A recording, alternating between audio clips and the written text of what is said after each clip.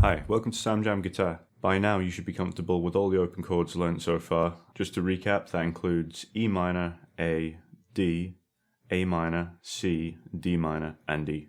I'll put a link in the description below containing a playlist of all the lessons so far, just in case you need to catch up. And feel free to tap the like button if you learned something today. In this fifth lesson we'll be learning a G chord and a very useful chord progression to go along with it towards the end of the lesson, so stick around. Let's get into it. Okay, let's learn a G chord. Let's have a look at the chord diagram in front of you now and place all of our fingers down one by one until we've got the whole picture. Let's start this time with finger number 2. So let's place our second finger on the low E string, 3rd fret. So that's 1, 2, 3. Let's place our first finger on the 2nd fret of the A string, E, A. So we've got these two together now. Okay, now for the 3rd finger. So it's finger number 3 on the B string, E, A, D, G, B, 3rd fret. And finally, we're going to use for the first time our 4th finger, or our little finger. And that's going to go on the high E string, so that's the thinnest E string, on the 3rd fret, E, A, D, G, B, E, right beside our 3rd finger.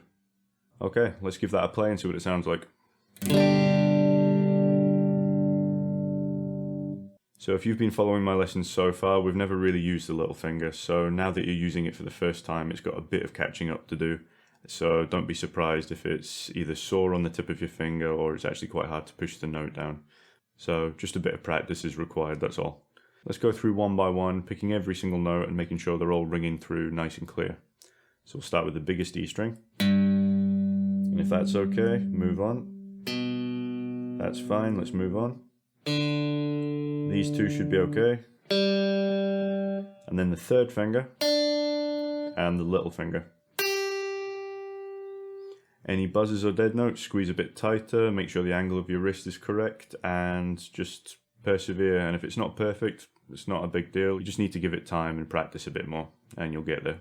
Now there are 2 variations for a G chord. You might see this other common one crop up quite frequently, and this is only a 3-finger G chord. So what you'd do is you'd remove your little finger from the chord we learnt previously and move your 3rd finger to the high E string to replace it.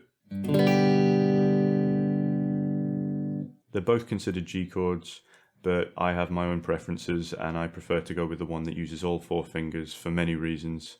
One of which I'll explain right now by changing to another chord. So in this case, a great chord to use would be a D chord. So we're going to go from a G and change to a D.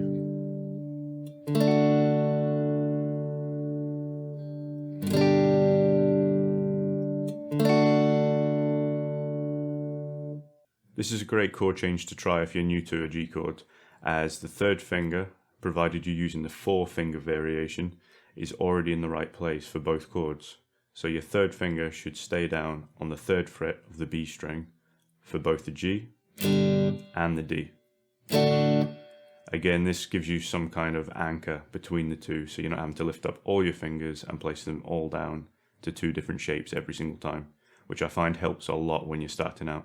Let's try it with a basic rhythm first. So we'll try down, down, up, down, down, up.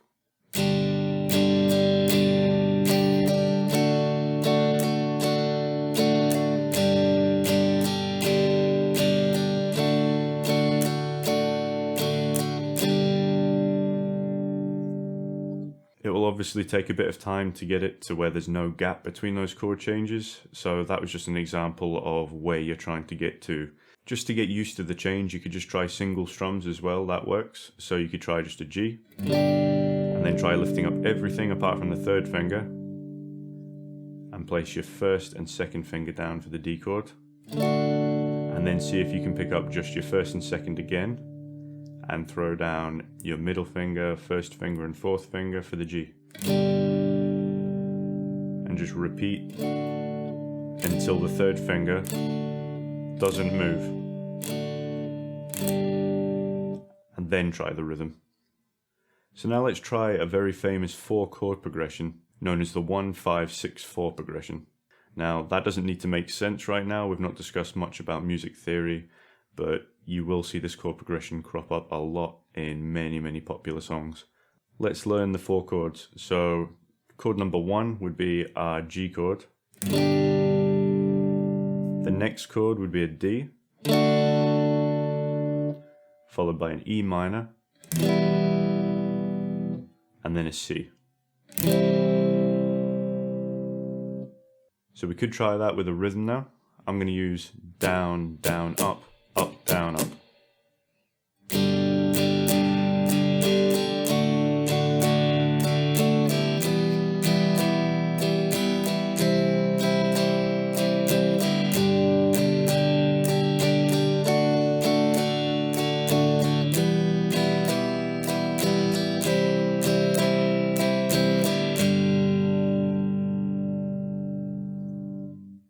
So this concludes my series on major and minor open chords. Keep practicing all of the shapes I've shown you so far, including the G chord, and when you're comfortable and you feel like you're ready to move on, then click on one of my next videos to learn something new. And if you'd like to support my channel, feel free to tap the like button below and subscribe to get notified for all future lessons.